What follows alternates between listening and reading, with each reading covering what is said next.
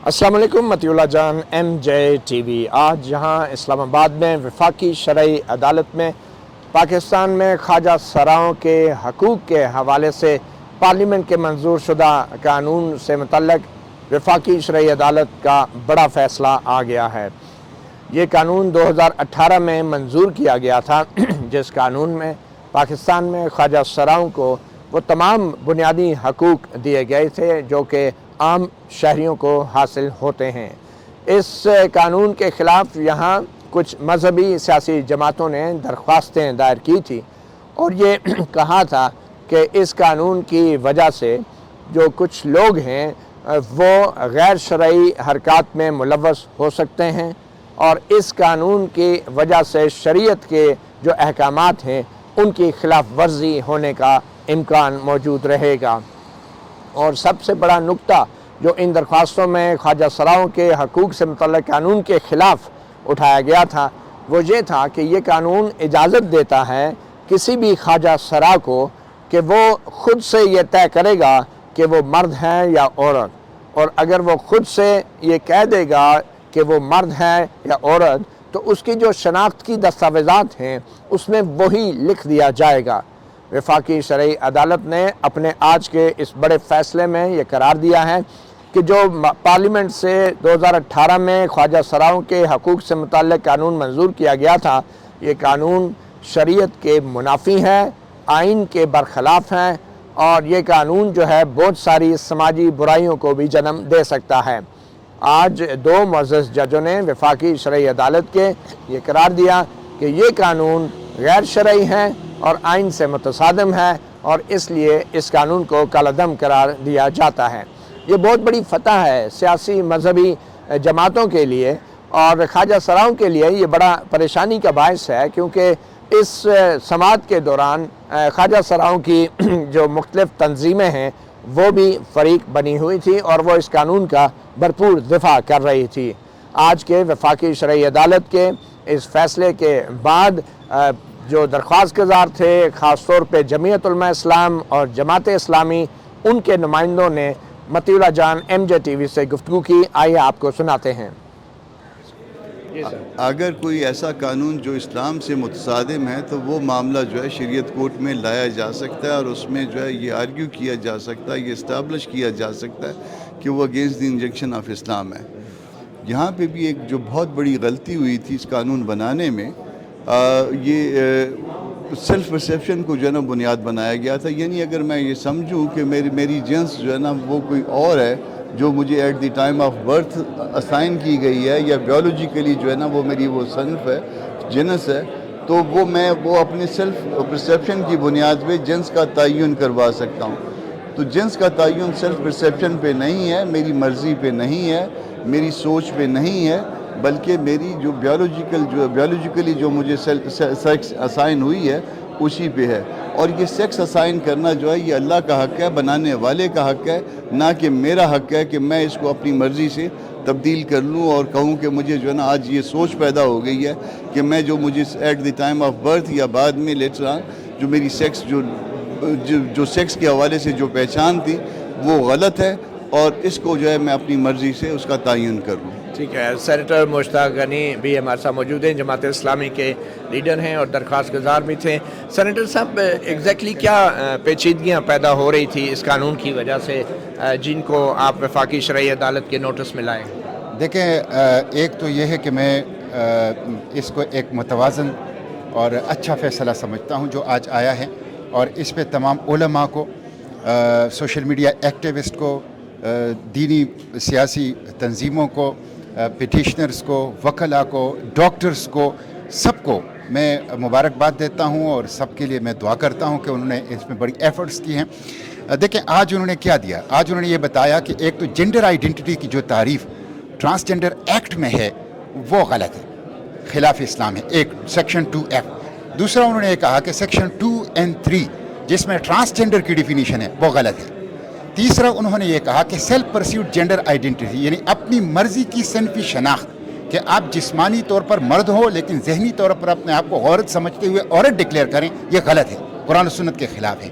और चौथी बात जो इन्हीं के साथ उन्होंने ये की کہ اسلام میں زیادہ جو عبادات ہیں، وراثت کی تقسیم ہے، وہ بایولوجیکل جنس کی بنیاد پر ہے، اس لیے آپ اس کو نیگلیکٹ نہیں کر سکتے. اس لیے صنف اور جنس ایک چیز ہے، اور صنف کا تعین جنس کی بنیاد پر ہوگا، نہ کہ کسی تخیل کی بنیاد پہ. تو میں سمجھتا ہوں جو بہت اچھا ایک فیصلہ ہے، اور یہی ہم ریفارم کرنا چاہتے تھے سینٹ کے اندر بھی. اور سینٹ کے اندر جو خنثی پروٹیکشن آف رائٹ ایکٹ میرا آیا ہے، تقریباً یہی ہے. وہ انٹر سیکس کی اس میں انہوں نے حقوق کی بات کی ہے. ہم بالکل ان کے حقوق کے دائی ہیں. ان کو تمام کانسٹیٹیوشنل رائٹس ملنی چاہیے. یونک جو موجود ہیں، یونک کوئی خود نہیں بن سکتا، اس کی اجازت نہیں ہے. آج انہوں نے فیصلے میں بھی اس کا ذکر کیا. لیکن جو ہیں ان کے رائٹس ہیں، وہ کیسٹریٹڈ مین ہیں، اور ان کو رائٹس جو ہیں وہ ملنے چاہیے، اور کوئی ان کے ساتھ ڈسکریمنیشن جو ہے وہ نہیں ہونی چاہیے. تو میں سمجھتا ہوں ایک بیلنس فیصلہ ہے. عدالت نے خود کہا کہ اس سے ہماری وراثتوں کے اندر بھی ایشو آئے گا. جو ٹرانسجنڈر ایکٹ ہے، اس کے ساتھ ساتھ عورت کا جو تقدس ہے، جو ڈگنیٹی ہے، وہ اس ٹرانسجنڈر ایکٹ سے آج فیصلے میں انہوں نے کہا وہ شدید خطرے میں ہیں. اور اس سے کرمنلز جو ہیں وہ خواتین کے خلاف حملوں اور جرائم میں وہ اضافے کا باعث جو ہیں وہ بن سکتے ہیں. تو ایک بہت اچھا فیصلہ ہے انہوں نے آئے. اچھا، ایک یہ بھی کہا گیا کہ جو یونکس ہیں، جو کہ مرد حضرات ہوتے ہیں، جو مردانگی سے محروم ہوتے ہیں جس کو ہم کہتے ہیں، تو ان کو جائیداد میں حصہ بھی ان کا اسٹیبلش کیا ہے. وہ مرد ہے، وہ سب اس نے بتا دیا کہ وہ کیسٹریٹڈ مرد ہے. تو اس کا آلریڈی مطلب مرد کے پراپرٹی کا کوئی ایشو نہیں ہے. وہ مرد ہی ہے. البتہ یہ ہے کہ وہ کسی حادثے کی وجہ سے یا کسی سازش کے نتیجے میں یا قدرتی طور پر ان کی مردانہ صلاحیت جو ہیں، لیکن وہ بایولوجیکلی جسمانی طور پر وہ ہیں مرد. اس لیے ان کی جو معاشرے میں پوزیشن ہے یا حقوق ہیں، وہ بحیثیت مرد اسٹیبلش ہیں. ٹھیک ہے جی. آپ علامہ صاحب جی اپنا پورا تعارف. سے سکندر عباس گیلانی. جی سر، آپ اس فیصلے کو کیسے دیکھ رہے ہیں؟ یہ بہت اچھا فیصلہ آیا ہے. یہ پاکستان میں جو بیسیکلی تو یہ جو ٹرانسجنڈر کا مسئلہ تھا، یہ میڈیکلی مسئلہ تھا، لیکن اس کو ایک ایشو بنا دیا گیا. لیکن دینی قوت نے، ڈاکٹرز نے، جیسے سینیٹر مشتاق صاحب اور کامران مرتضیٰ صاحب نے فرمایا، اور یہ جو فیصلہ آیا ہے یہ بہت اچھا فیصلہ ہے، جس میں ان کے حقوق کی بات بھی کی گئی ہے، اور اسلام سے جو متصادم چیزیں تھیں. اور سب سے بڑی چیز تھی جو ٹرانسجنڈر کی تعریف کی گئی تھی، اس پہ سب سے زیادہ اعتراضات تھے، اور الحمدللہ اس کو عدالت نے بہت مناسب فیصلہ دیا ہے. جس پر مطیع اللہ جان، ایم جے ٹی وی نے نایاب علی جو کہ ٹرانسجنڈر رسپانس یونٹ جو سرکار کا ادارہ ہے اس کی نمائندہ ہیں، اس سے بھی گفتگو کی اور ان کا موقف بھی لیا، جو کہ اس قانون کا دفاع کر رہی تھی، اور ان سے معلوم کیا کہ آخر اس فیصلے میں ایسا کیا ہے کہ جو ان کو پسند نہیں. جی، میرے ساتھ موجود ہیں نایاب علی، جو ایک ٹرانسجنڈر ہیں، اور ٹرانسجنڈر رسپانس یونٹ جو کہ حکومت پاکستان کا ایک ادارہ ہے اس کی نمائندگی بھی کر رہی ہیں، اور وہ بھی اس معاملے میں ان درخواستوں کے جواب میں رسپونڈنٹ تھی، اور وہ اس قانون کا دفاع کر رہی تھی. نایاب، آج کے اس فیصلے کے بارے میں آپ کیا کہیں گی، جس میں شریعت کورٹ نے 2 معزز ججوں نے اب واضح طور پہ کہہ دیا ہے کہ اپنی مرضی سے کوئی جنس کا تعین نہیں کر سکے گا، اور صرف جسمانی طور پہ اور پیدائش کے وقت جو جنس ہوگی، جو حاوی ہوگی، وہی اس کی جنس تصور کی جائے گی. دیکھیں، سب سے پہلے تو ہم نے وفاقی شرعی عدالت کے جو معزز جج صاحبان ہیں ان کے سامنے اپنے آرگومنٹ پریزنٹ کیے، اور پوری ریسرچز ہم نے پریزنٹ کی. جینڈر آئیڈینٹی کی ایگزسٹنس کو ہم نے نہ صرف وہاں پہ پروو کیا، لیکن جو جج صاحبان تھے، آئی تھنک کہ وہ آلریڈی ان کا بائسڈ اوپینین تھا، اور انہوں نے ہمارے وکلاء کو، ہمارے جو رسپونڈنٹس ہیں ان کو سننا بھی گوارا نہیں کیا. اور چونکہ کل جو ہے وہ جو قائم مقام چیف جسٹس سید انور صاحب جو ہیں وہ ریٹائر ہو رہے ہیں، تو یہ جلدی کا فیصلہ ہے. تو ہماری جو خواجہ سرا کمیونٹی، ٹرانسجنڈر کمیونٹی، ہم اس فیصلے کے ساتھ بالکل بھی قطعی بھی مطمئن نہیں ہے. اینڈ فردر دیٹ انہوں نے اپنا فیصلہ دے دیا ہے، جلدی میں فیصلہ دیا ہے، تو ہم ضرور جو ہے وہ اس کے بعد سپریم کورٹ میں جائیں گے اور اس فیصلے کے خلاف اپیل کریں گے. باقی ہم نے اسلامی ریسرچ، سائنٹیفکلی ریسرچ، ہم نے تمام آرگومنٹ پریزنٹ کیے ہیں، and that's part of case file. اچھا، یہ جو ایک سوال اٹھا تھا اس قانون پہ، جو تنقید تھی کہ اس قانون میں کسی بھی ٹرانسجنڈر کو یہ حق دے دیا گیا تھا کہ وہ جو اس کے اپنے احساسات ہیں، چاہے وہ بطور خاتون محسوس کرتا ہے یا مرد، تو اس سے پوچھ کے اس کی جو کاغذوں میں اس کی قانونی شناخت لکھ دی جائے گی کہ وہ مرد ہے یا عورت ہے. تو یہ احساسات اور جو ذاتی فیلنگز ہیں اس کی بنیاد پہ جنڈر کا تعین ہونا تھا اس قانون کے تحت. تو کیا یہ جو پیدائشی جو جنس ہے اس کو نظر انداز کیا جا سکتا ہے؟ دیکھیں یہ جو احساسات والی جو الفاظ استعمال کیے گئے ہیں یہ دیز آر انٹرپریٹڈ لینگویج جو کہ یوز کی گئی ہے. اصل میں جو قانون کے اندر موجود ہے، قانون خواجہ سرا افراد کو وہی حق دیتا ہے جو کہ مرد اور خواتین کو حاصل ہے کہ جب وہ نادرہ کے پاس جاتے ہیں بغیر میڈیکل ٹیسٹ کے وہ اپنے آپ کو مرد اور عورت ڈکلیئر کر سکتے ہیں. اسی طریقے سے کوئی خواجہ سرا بھی کر سکتا ہے. لیکن ان کے برتھ سرٹیفکیٹ پہ بوائے یا گرل تو لکھا ہوتا ہے. میں بالکل اسی طرف آ رہی ہوں. اور دوسری طرف جو خواجہ سرا جو ہے چونکہ آپ کے جو شریعت کے رول بھی ہیں کہ جن کے اندر جو ہے وہ مردانہ خاصیتیں زیادہ ہوں گی، غالب ہوں گی، ان کو خواجہ سرا مرد کہا جائے گا. ان کے اوپر مردانہ احکامات لگیں گے جن کے اوپر اس کا پتہ کیسے چلے گا؟ خود بتائے گا نا. آپ کسی کو کپڑے تو نہیں اتاریں گے، رائٹ ٹو ڈگنیٹی تو نہیں وائلیٹ اس کے کریں برتھ گے. کے اوپر کبھی نہیں پتہ چلتا نا. دیکھیں برتھ کے اوپر جو ہے ڈاکٹرز تعین کرتے ہیں عام لوگوں کا بھی. اگر دیکھیں یہ وہ رائٹ ہے، رائٹ ٹو آئیڈینٹیفیکیشن، ٹھیک ہے. 18 سال کی عمر کا ایک عاقل بالغ انسان جس کو آپ نے جو ہے وہ حق دے دیا ہے وہ تمام رائٹ کہ وہ اپنے فیصلے کر سکتا ہے. تو یہ 18 سال کے بعد ہے. قانون کے اندر واضح طور لیکن پر یہ لکھا فیصلہ تو قدرت نہیں کرتی ہے. دیکھیں قدرت نے پیدا کیا ہے، قدرت نے تو ہمیں جینے کا حق دیا ہے، قدرت نے تو ہمیں اچھی زندگی گزارنے کا حق دیا. تو ہم وہی مرد اور عورت کا فیصلہ نہیں کیا. دیکھیں قدرت نے مرد اور عورتوں کے ساتھ خواجہ سراؤں کا بھی فیصلہ کیا ہے، کوئی بھی اسے ڈینائل نہیں کر رہا ہے. تو وہ جو قدرت کا فیصلہ ہے وہ کوئی بھی یہاں پہ مولوی یا کوئی بھی جج جو ہے وہ ہمیں یہ نہیں بتائے گا کہ میری انٹرپریٹیشن کیا ہے.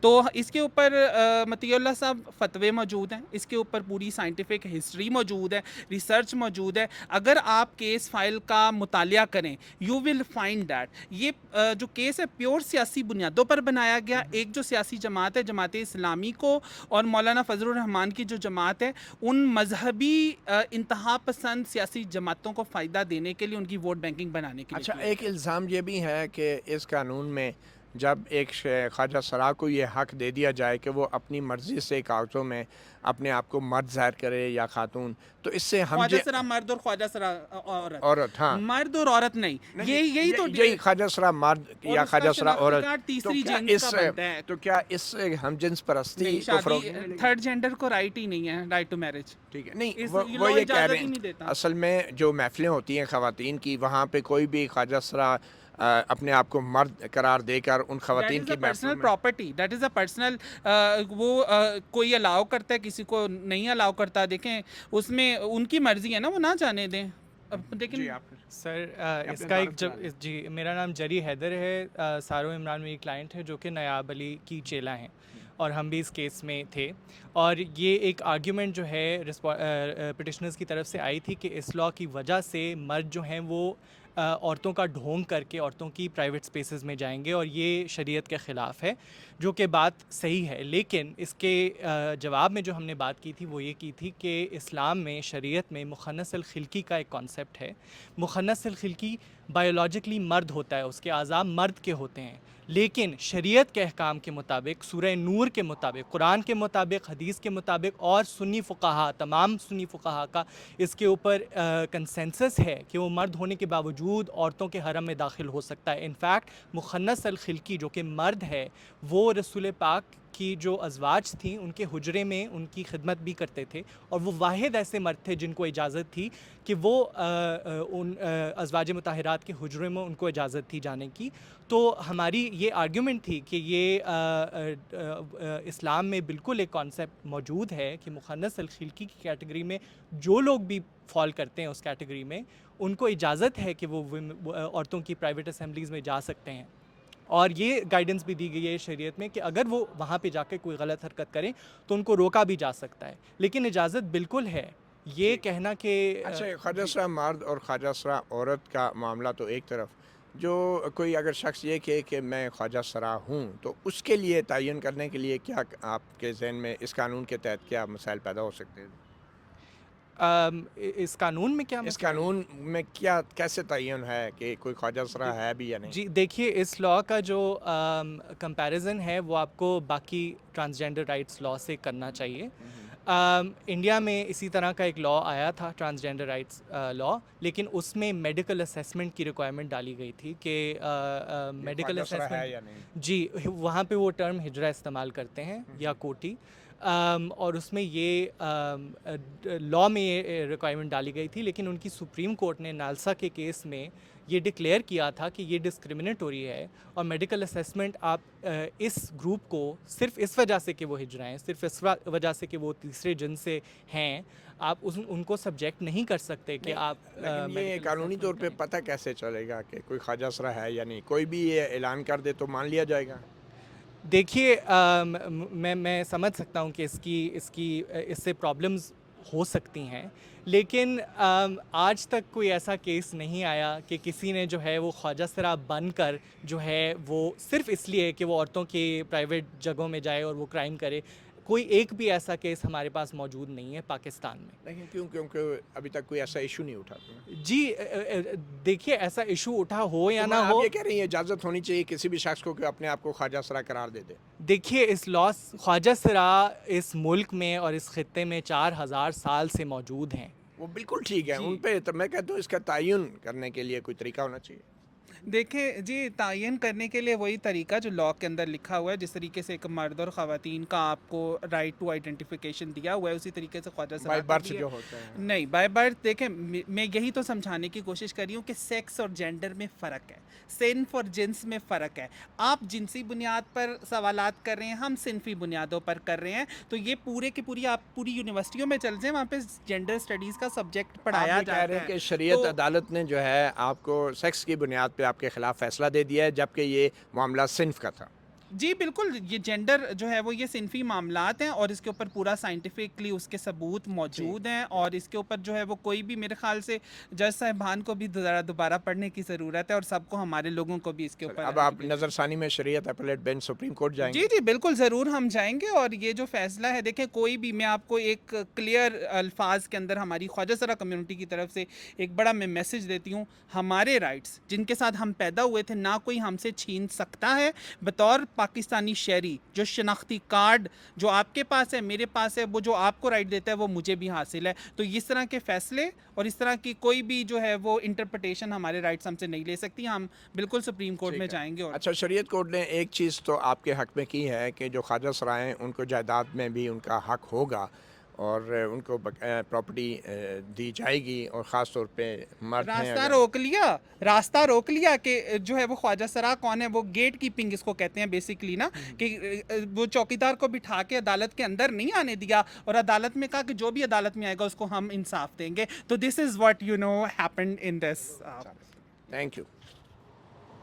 تو ایک بار پھر آپ کو بتاتے چلیں کہ جو وفاقی شرعی عدالت کا جو فیصلہ ہے خواجہ سراؤں کے حوالے سے، جو پارلیمنٹ کے منظور شدہ قانون کے خلاف اور اس کو کالعدم قرار دیا گیا ہے، آئین کے تحت وفاقی شرعی عدالت کے کسی بھی فیصلے کے خلاف سپریم کورٹ میں اپیل دائر کی جا سکتی ہے، اور سپریم کورٹ میں جو شریعت اپیلیٹ بینچ ہے اس میں سپریم کورٹ کے کچھ معزز ججز ہوتے ہیں اور 2 علماء ججز ہوتے ہیں جو شریعت اپیلیٹ بینچ میں بیٹھ کے وفاقی شرعی عدالت کے فیصلوں کے خلاف اپیلوں کی سماعت کرتے ہیں۔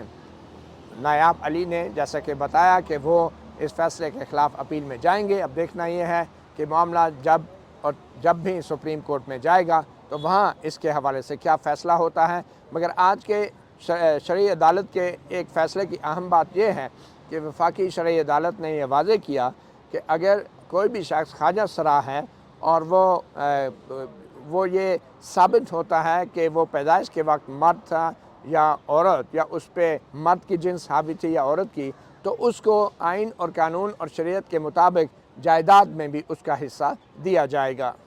مطیع اللہ جان، MJ TV سے اتنا ہی، اجازت دیجیے، اللہ حافظ۔